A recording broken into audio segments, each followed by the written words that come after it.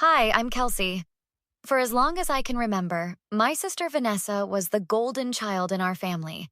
She graduated top of her class, landed a prestigious job at Crawford and Bingham Marketing, and somehow managed to make everyone believe she was infallible. I, on the other hand, worked quietly behind the scenes, getting decent grades and eventually finding my place at the same firm, though in a much lower position. Pass the potatoes, would you, Kelsey? Mom asked, her eyes darting between me and Vanessa at our monthly family dinner. Sure thing, I replied, handing over the ceramic dish. So I was thinking about that new client project. Oh, speaking of projects, Vanessa interrupted, flipping her perfectly styled hair over her shoulder. I just landed the Westbrook account. The CEO personally requested me. Dad beamed. That's incredible, sweetheart. Biggest client of the year, right? The biggest in company history, Vanessa corrected, shooting me a smile that didn't reach her eyes. Some people just have that special something that clients recognize immediately. I stirred my food around my plate. I actually did some preliminary research for that account. Kelsey, Vanessa cut in again, her voice taking on that patronizing tone I knew all too well. There's a reason I'm leading accounts while you're still doing background work. We can't all be the bright one in the family. The table fell silent. Mom awkwardly cleared her throat while Dad suddenly became fascinated with his mashed potatoes. Vanessa, that wasn't necessary, Mom finally said, but with no real conviction. My cousin Jake, who was visiting for the weekend, raised his eyebrows. Wow. What? I'm just being honest, Vanessa shrugged. Kelsey knows her limitations. Right, Kels? You know what would be honest, Vanessa? I said, gripping my fork tighter. Acknowledging that we work at the same company and see the same opportunities. The difference is how we approach them. Oh, please, Vanessa rolled her eyes. Don't turn this into some inspirational speech about hard work. Some people have it, some people don't. And some people take what isn't theirs, I muttered. What was that? Vanessa's eyes narrowed. Dad coughed loudly. How about that game last night? The Patriots really showed up, didn't they? Classic deflection, Uncle Robert, Jake said with a short laugh. But seriously, Vanessa, you're being pretty harsh on your sister. From what Kelsey's told me, she's been crushing it at work lately.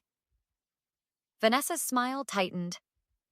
I'm sure she thinks she has been. But there's a difference between doing adequate background work and actually leading successful campaigns. And there's a difference between earning success and just claiming it, I shot back. Girls, please, Mom interjected. Can we have one family dinner without this tension? I pushed my chair back from the table. Excuse me, I need some air. Out on the porch, I gripped the railing until my knuckles turned white. Jake appeared beside me a minute later, leaning against the post. Your sister's still a piece of work, huh? He said, crossing his arms. She's always been like this, I replied. But something's off about this Westbrook account. She's been acting weird whenever I'm around the office materials. Jake tilted his head. What do you mean? She practically jumped when I walked into the conference room yesterday. Slammed her laptop shut and everything. That sounds suspicious, Jake said, narrowing his eyes. You know, my buddy Marcus works in IT at your company. Maybe he could take a look at her work computer logs? I hesitated. Isn't that crossing a line? Is it crossing a line if you suspect she's doing something unethical with company property? Jake countered. Besides, after what she just pulled in there, you deserve to know the truth. The door opened, and Vanessa stepped out. There you are. Mom's serving dessert, and wanted to know if you're coming back in or if you're going to pout all night. I'll be right there, I said, forcing a smile. After Vanessa returned inside, Jake gave me a meaningful look. Just say the word, and I'll call Marcus tonight. I thought about years of being undermined, of being called the less bright sister, of working twice as hard for half the recognition. Make the call, I said. I accessed the company server, Marcus explained 3 days later, his voice low as we sat in a quiet corner of the coffee shop across from our office. And I found something interesting. I leaned forward. What is it? The Westbrook presentation? The one your sister's taking credit for? He slid a folder across the table. The metadata shows it was created under your login credentials, then copied and modified slightly by Vanessa. My heart raced. You're saying she stole my work? Not just this once, Marcus said, pulling out more papers. I tracked at least 7 major projects where she accessed your files, sometimes within minutes of you saving them. Then her versions get submitted to the higher-ups. I thumbed through the evidence, my hands shaking. This is why she always seems to know what I'm working on. There's more, Marcus said, glancing around before continuing. The Westbrook CEO specifically requested to work with the Crawford analyst who developed the North Shore strategy. That was you, not Vanessa. But she told everyone the CEO asked for her specifically. She intercepted the email and responded as if she was the one who did the work, Marcus explained. I found the original in the server archives. I felt sick. I need to talk to my friend Leah in HR. Later that afternoon, I sat across from Leah, who flipped through the documents with growing concern. This is serious, she said. Like, fireable offense serious. I know, I replied. But I need more than just server logs. I need to catch her in the act. Leah tapped her pen against her desk. The Westbrook presentation is tomorrow, right? What if we set a trap? What kind of trap? Create a mock-up with deliberately flawed statistics. Something obvious that only someone who truly understood the data would catch. And if Vanessa presents it without catching the errors? It proves she didn't do the actual analysis, Leah finished. But you'll need to have the correct version ready to save the day. Won't I get in trouble for deliberately creating bad work? I asked. Not if you document everything, Leah assured me. I'll help you draft an email to Peter in legal explaining what's happening. We'll timestamp the correct version in the company's secure vault. As we finalized our plan, our colleague Ryan knocked on Leah's doorframe. Hey, sorry to interrupt, he said. But Vanessa's looking for you, Kelsey. Something about needing your notes on client demographics? Let me guess, I said dryly. For the Westbrook presentation? Ryan nodded. She seems pretty desperate. Said something about you withholding important information. I exchanged glances with Leah. Tell her I'll be right there. Are you sure this is a good idea? Ryan asked, looking concerned. Vanessa has a lot of pull with the executives. Do you think what she's doing is right? I countered. Ryan hesitated. No, but then trust me, I said firmly. It's time someone showed everyone who the real bright one is. The conference room buzzed with anticipation. Our CEO, 3 executive directors, and the entire Westbrook leadership team sat around the massive table, with Vanessa standing confidently at the head. Before we begin, I announced, walking in with a folder, I have the updated demographic analysis you requested, Vanessa. Her eyes widened slightly. Thank you, but I've already incorporated the demographics. Really? I tilted my head. Because I just finished them an hour ago. I placed the folder containing my flawed data on the table in front of her. Well, I must have used the preliminary numbers, she said smoothly, though I noticed a bead of sweat forming at her temple. Thank you for the update. Our CEO, Mr. Crawford, frowned slightly. Is there a problem with the presentation, Vanessa?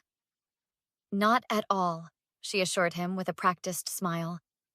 Kelsey is just being thorough, as always. Shall we begin? I took a seat at the far end of the table, catching Leah's eye as she slipped in and sat beside me. What's going on? She whispered. Did she take the bait? Hook, line, and sinker, I murmured back. She didn't even look at the numbers. That's because she has no idea what the real data shows, Leah replied, a small smile playing at her lips. Vanessa launched into the presentation with her usual charisma, flipping through slides that I had created, until she reached the demographic breakdowns. As you can see, she said confidently, our analysis shows that your primary customer base is men between 45, 60, with household incomes exceeding $250,000. Mr. Westbrook, the client CEO, frowned. That doesn't match our internal data at all. These are the projections based on market trends, Vanessa stammered. Actually, I interrupted, standing up. I believe there's been a mistake. Vanessa shot me a warning glare. Kelsey, I'm handling this. The correct analysis, I continued, walking to the front and connecting my laptop, shows your primary demographic is actually women, 35, 50, with household incomes between $100,000 and $175,000. The correct slides appeared on the screen, causing murmurs around the table. That's exactly right, Mr. Westbrook said, looking relieved. How did the data get so confused? An excellent question, Mr. Crawford added, looking pointedly at Vanessa.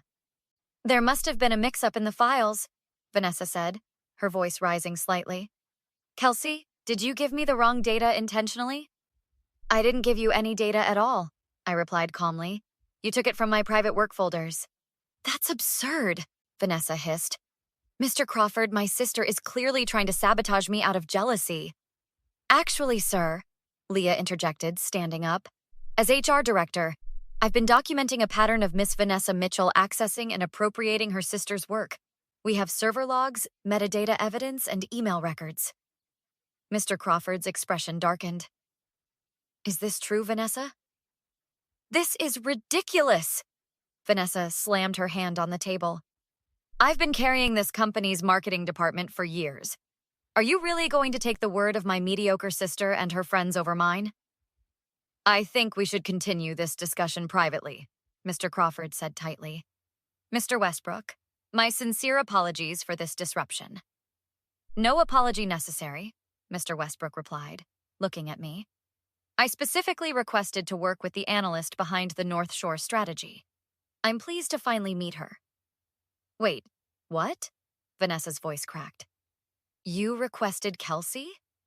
I requested the person who developed the North Shore campaign, Mr. Westbrook clarified, which apparently was Kelsey, not you. But I told you in my email. That's enough, Vanessa, Mr. Crawford cut in. We'll discuss this in my office. Vanessa's face contorted with rage. You don't understand. She set me up. She planted that false data intentionally. You're right, I acknowledged. I did, because someone who actually did the analysis would have spotted those errors immediately. You little... Vanessa lunged toward me, grabbing my arm roughly. You think you're so clever? You've ruined everything! Miss Mitchell! Mr. Crawford shouted as security rushed in. That's assault! She deserved it! Vanessa screamed as the security guards pulled her away. She's always been jealous of me, always trying to steal my spotlight. I think we all see who's been stealing what, Leah said pointedly as Vanessa was escorted from the room. The board's decision is final, Mr. Crawford informed me a week later. Vanessa has been terminated for ethical violations and corporate espionage. I nodded, still processing the events of the past 7 days. After security had escorted Vanessa from the building, a full investigation revealed she'd been stealing not just my work, but ideas from several junior employees. Additionally, Mr. Crawford continued, we'd like to offer you the position of Senior Marketing Strategist, reporting directly to me. Thank you, sir, I replied. I appreciate the opportunity. You've earned it, Kelsey, he said sincerely. Your work on the North Shore campaign was brilliant. I just wish we'd known it was yours sooner. Better late than never, I said with a small smile. As I left his office, Leah and Marcus were waiting by the elevator. So, Leah prompted, did you take the job? I did, I confirmed, unable to suppress my smile, though it feels surreal. You earned it, Marcus insisted. Your sister just took credit for your brilliance. The elevator doors opened, revealing Ryan. Hey, there she is, he exclaimed. The woman of the hour. We're all going out for drinks to celebrate. You coming? Before I could answer, my phone buzzed with a text from my mother. Vanessa told us what happened. We need to talk. Family dinner tonight. I've got plans, I told them. But I'll catch up with you later. Family stuff? Leah asked knowingly. I nodded. The final confrontation. Want backup? Marcus offered. I've got the receipts if you need them. I appreciate it, I said. But this is something I need to handle myself. The tension in my parents' dining room was thick enough to cut with a knife when I arrived that evening. Mom and Dad sat stiffly at the table, while Vanessa, eyes red and mascara smudged, glared daggers at me. "Kelsey," Mom began cautiously, "we've heard Vanessa's side of the story. We'd like to hear yours." "What's there to hear?" Vanessa snapped. "She sabotaged me, set me up to fail in front of the biggest client of the year." Dad raised his hand to silence her. "Let your sister speak." I placed a folder on the table. "These are the server logs showing Vanessa accessing my files without permission. These are the metadata reports showing she copied my work. And these are emails from colleagues confirming they witnessed her taking credit for my ideas." My parents paged through the evidence in silence. "I can't believe you'd go this far," Vanessa finally said, her voice breaking. "Over one comment at dinner? I was just teasing you." "One comment?" I echoed incredulously. "You've been calling me the not-so-bright sister for 20 years. You've been stealing my work for at least 3 years. You've been systematically undermining me at every turn." "It wasn't like that," Vanessa protested, turning to our parents. "Tell her, Mom. Dad, I've always been supportive." Dad looked at her with disappointment. "I don't think that's true, Vanessa. Looking back, I can see patterns I should have noticed years ago." "So you're taking her side?" Vanessa's voice rose in disbelief. "We're not taking sides," Mom said. "We're facing facts." "Kelsey," Mom interjected, "I know you're upset, but she's still your sister. Family forgives." "No," I said firmly. "I'm not forgiving this. Vanessa didn't just hurt my feelings. She committed corporate theft. She violated ethical standards. She nearly assaulted me in front of clients." "I'm sorry, okay?" Vanessa cried, tears streaming down her face.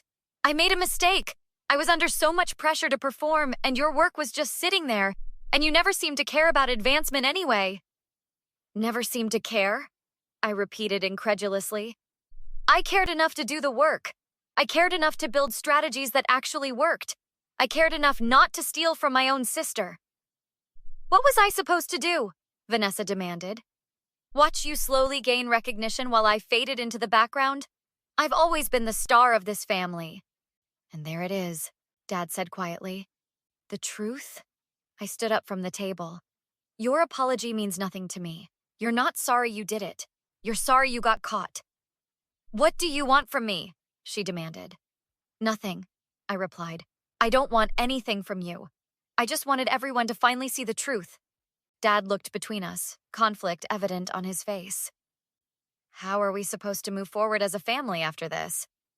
"That's up to you," I said, gathering my things. "But I'm done pretending that her behavior is acceptable." As I headed for the door, Vanessa called after me. "You think you've won? You think this is over?" I turned back. "It is over, Vanessa. You showed everyone exactly who you are, and I finally showed everyone who I am." "So what happens now?" Dad asked quietly. "Now? I go back to my life. I do my job. I build my career based on my own merit." I paused at the threshold. "And I never have to wonder if I'm the bright one again. Because I know the truth. And now, so does everyone else." I walked out the door, leaving my sister's tears and my parents' confusion behind me. For the first time in my life, I felt truly seen. And that was the brightest feeling of all. What would you have done in my situation? Would you have exposed a family member who wronged you or kept silent for the sake of family peace? Let me know in the comments below.